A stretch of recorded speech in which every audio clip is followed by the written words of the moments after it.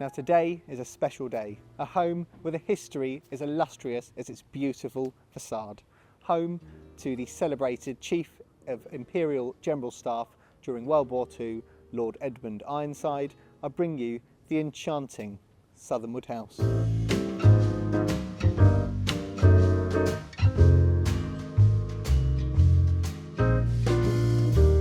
Upon entry, you are greeted by the authentic paneled tiles. You have access to the staircase, and then focusing in here, this is what I would use as the primary reception space.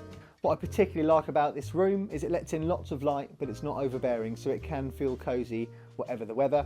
But my absolute favourite part of this room is it boasts one of the most authentic and beautiful inglenook fireplaces you will see on today's market. And the showpiece in the middle is a beautiful log burner, which will kick out some fantastic heat in the autumn or winter's evenings. Framing around the chimney space, you have ample storage and displaying areas, and that space is where you would put the drinks that you don't mind sharing with guests. However, if you do have an 18-year-old single malt whisky that you're not too keen on sharing, we do have a solution. One of the unique selling points of this home is that just behind here, you have a little hidden cupboard to keep all of the drink that you don't want to share.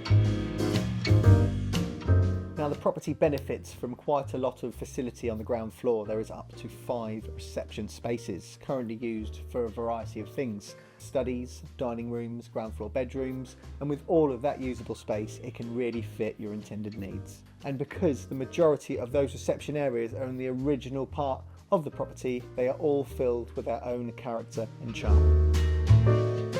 Now this is the main kitchen area of the home, and when the current owners occupied this property, there was actually just a form of outbuilding here, but carefully working alongside the heritage and with architects and planning officers, they managed to get approval to turn this into the kitchen that you see today.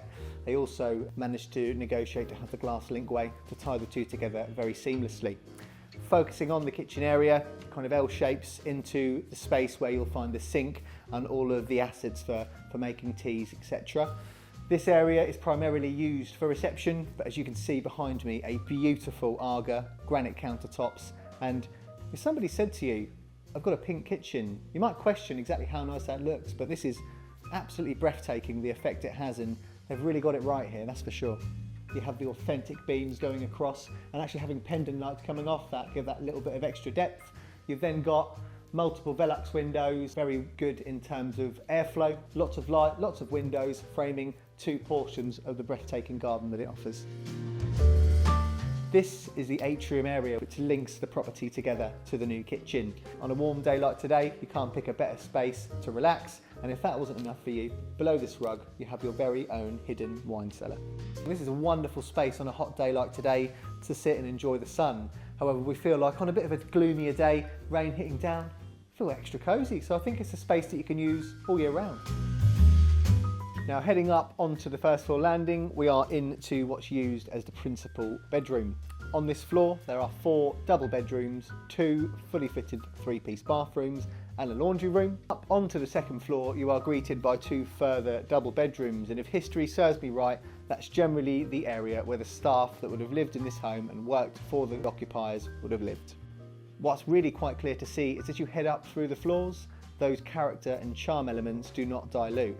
The property is one of the rare 5.8% of properties in the country accredited with a grade 2 star listing. That protects the internal layout. The current owners have been very sympathetic to the period of architecture, so it has original sash windows, made that a little bit more efficient by secondary glazing, so they're keeping everything as authentic as possible but not making it an inefficient home to live.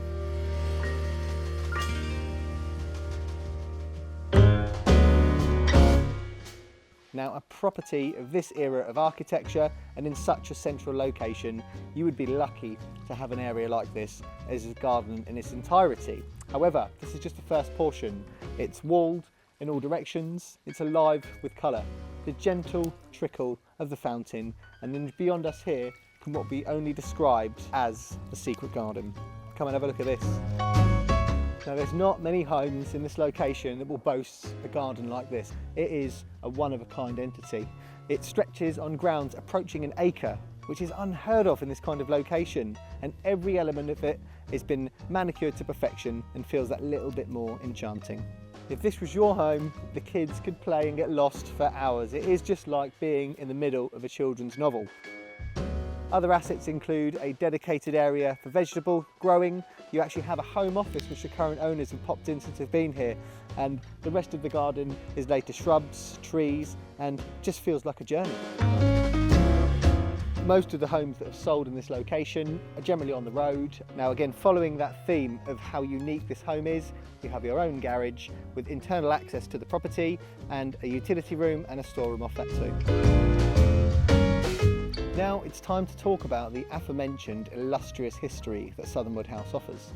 And that's actually a person of particular notoriety, Lord Edmund Ironside, who was Chief of Imperial General Staff throughout World War II. He had a very decorated military career, first inducting into the military in 1899. And through the years of 1937, right up until his death in 1959, this was his main residence.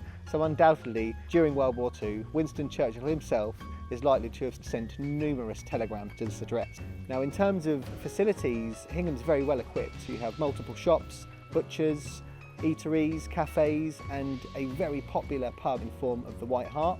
It has its very own church and is at a short drive to Watton, and then equally down one road you can head on to the A47 and be in Norwich in no time at all.